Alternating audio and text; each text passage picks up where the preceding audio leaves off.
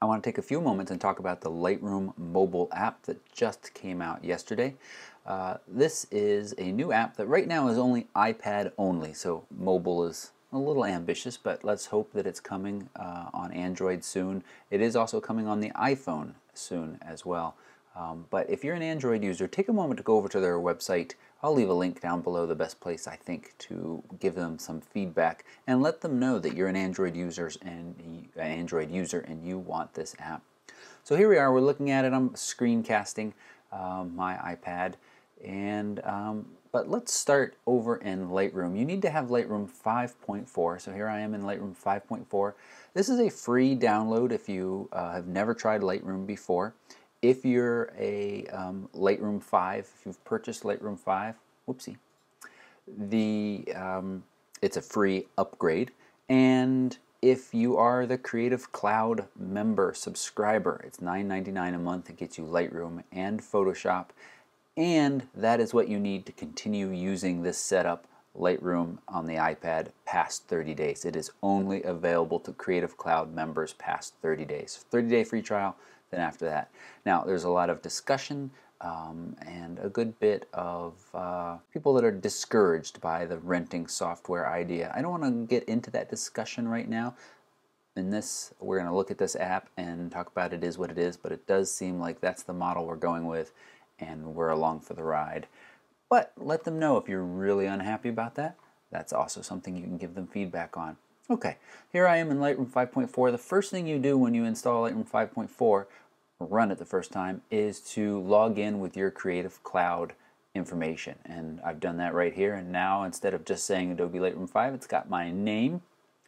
The second thing you need to do is create a collection, so it will not sync your whole catalog, and I think that's a good thing. So you create a collection, and you move images into that collection, and then you tell it to sync with Lightroom Mobile. As far as I can tell, I'm still learning this as well, there is no way to sync smart collections, which I'm really bummed about. For those who don't know, smart collections are very similar to those playlists on iTunes that sit there and automatically gather files, music, based on certain criteria. You can do the exact same thing with smart collections, and I think you're understanding how it works here. 5 stars. That looks for any images that I've ranked 5 stars. Let's go through these real quick and say, hey, that is, well, no, not that one. That's on an external drive. Let's find one that's not on an external drive. 5 stars. And now instantly that turns to 2. Just wanted to show that really quick. But this is a manual collection only, so you have to drag things in here. So if I come back here to all my photographs, right now we got 25, and say that I want to add this right here, I'm just going to click and drag it in there, and now I have 26. If we pop back over to the Reflector app real quick, mobile Lightroom test, 25 photos, we give that a second and it will update. The updates are quick, but definitely not instantaneous, so we got to keep that in mind. And let's see. Generally, let's go over the pros and cons real quick here as we, let's start with the pros, because we are going to look at those in just a second. This makes editing on the go easy, 26 now. It's pretty simple and straightforward, and it's really easy to then share on your mobile device a subset of your Lightroom files. Now, there are some files that are on external drives. When I initially synced them, that's what these little icons mean. That external drive at the moment is not connected. I'm curious to see how that will work. When I first did my run through, everything was connected up. And now I've disconnected it because I had to connect some other things in, so we'll see how that goes. But let's dive right into the actual app. So here I am. I'm going to just touch this image that represents this catalog or collection. And there they are. There's the new one. I just added the glass with a little orange peel sticking out of it. And I'm just dragging my finger up and going through. It's a nice view of all of these images.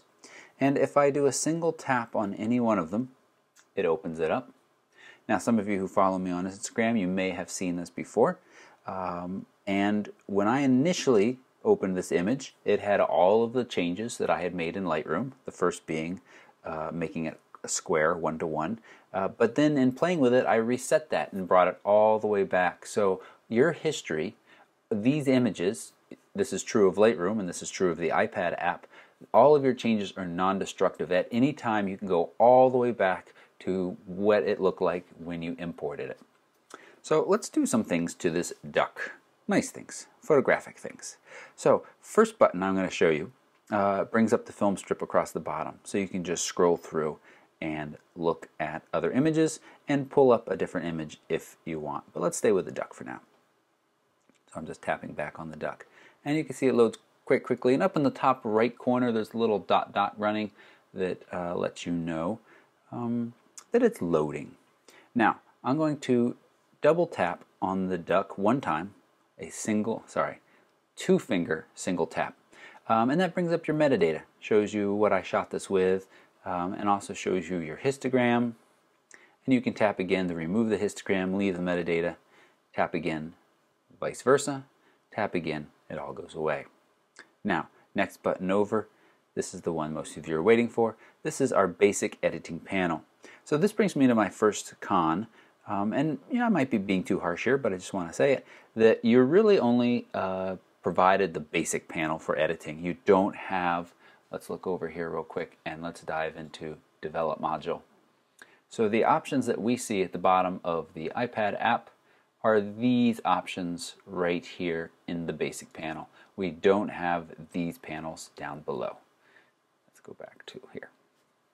Alright, so let's add a little bit of contrast. I've touched contrast, and now I got this little ruler slider, and I can drag to the right, increase, drag to the left to decrease, and you can see that it blurs a little bit as you do it, but the preview is very, very quick, and when I let my finger off, it comes into sharp focus quite quickly.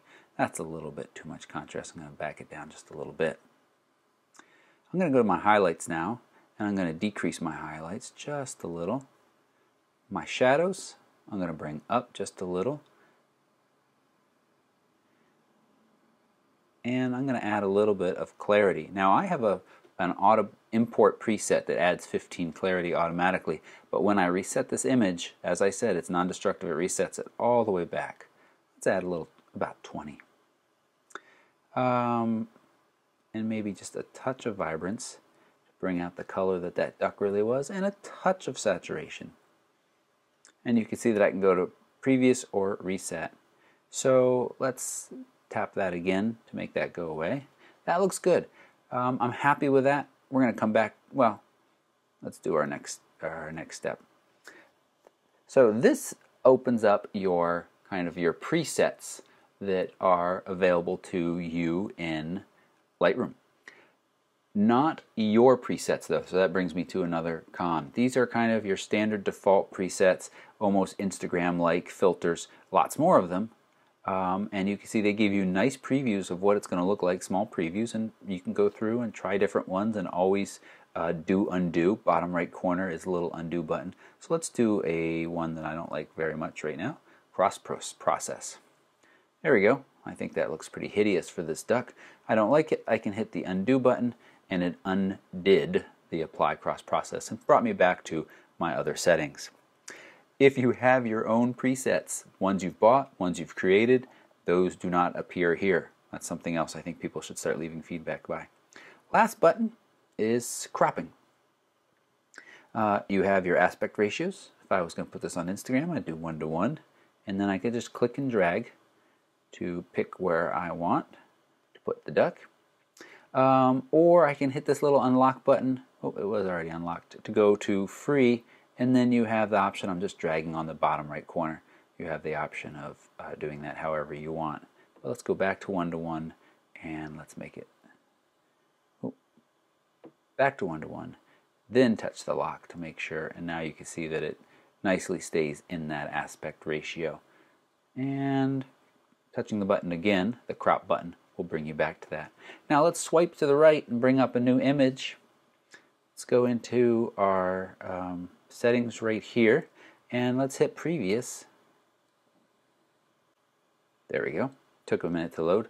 Let's hit previous, and we can take the basic tones from the previous photo or everything from the previous photo. This is also a really powerful feature in Lightroom itself when you're going through and editing many similar photos. This is a bad example. This is not a similar photo, but I'm going to touch that. And now it is edited exactly the same way as I edited the duck, and that looks horrible, so I'm going to undo that. And we're back there.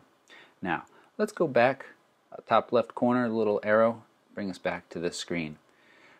One other thing that I wanted to show that's on the con side that I can show is in cropping. This is where I would expect that you could straighten things if you wanted to. The sign was actually crooked and I like that, but I can't figure out any way, 2 fingers, single fingers, I haven't looked it up yet, but it does not, oh, that's much more grid, but there does not seem to be any way to rotate a horizon. That is a pretty significant feature that I think should be part of crop.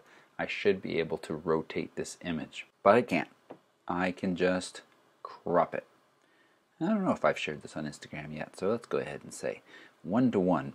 And now the sharing button in the top right corner is right here. I can hit that and I can share it to my camera roll and then pull out Instagram from there, or however you like to do that.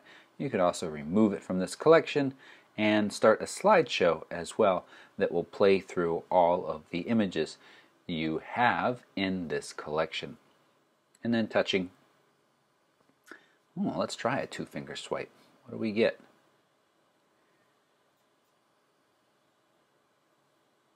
We get the next image. How is that different than 1 finger? So 2 fingers swipe will give you just loads the next image. 1 finger does the scroll, however you want to call that. So let's tap, let's X out of the slideshow, and let's go back to here. So that's the overview of the Lightroom mobile app, which right now offers iPad only, iPhone coming, and let's hope that Android is coming. Leave a comment for that. So the pros, easy editing on the go. It's really simple and straightforward and easy to share on mobile. Of course, I'm not sure if this is clear or not, but all of the changes I make in this are synced back to Lightroom. So if we come back over here, that duck is square and has the aspects that I applied. There they are, 24:4, and that is what I set up here on the duck back in the mobile app. 24:4. So, and the next time I plug in that external drive with that file, it will apply those changes for me. Very slick. Cons, no way to straighten the horizon, none of your own presets at this time. It also is a little slow. Christina made that comment more than me. She felt that it was a little slow with editing raw files. I feel like it's fairly snappy for what it is. I'm running this on an older iPad, iPad 2 I think, and it seems to do a good job. It's certainly not the fastest and smoothest program I've ever used, but it's not too slow. You only have that basic panel for editing. You don't have any of the other options, which some people spend a lot of time in. If you've got any questions about this new iPad Lightroom mobile app, whatever we want to call it, any questions about Lightroom, take a look down below. I have a playlist to more videos about Lightroom. I'll be back to talk about this app and more. I imagine they'll update it fairly quickly to add additional features and functions. Thanks so much for watching. Bye-bye.